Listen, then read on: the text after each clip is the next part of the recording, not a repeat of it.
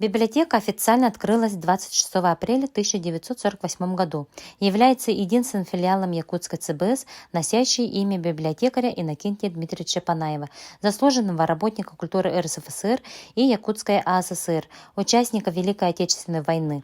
Он заведовал данной библиотекой с 1951 года по 1988 год и внес большой вклад в развитие библиотечного дела республики.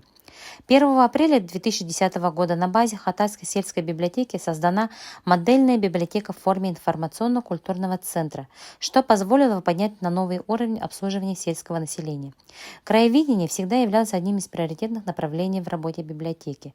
Сотрудники занимаются сбором и обобщением информации о людях, достопримечательностях и событиях, связанных с историей и культурой села. Интернет манна бары ишугей тугамет вопрос үескәтәгәнә холбур үрәхтә түтнән үләдә түтнән буллана бу манна кәлеммен интернет источниктан лавун данныйдыр. При библиотеке работает театр книги, бергенчик и клуб коллекционеры села. Библиотека имеет большую прилегающую территорию, где летом работает летний центр отдыха и чтения с фонтанами, летней сценой и читающей беседкой.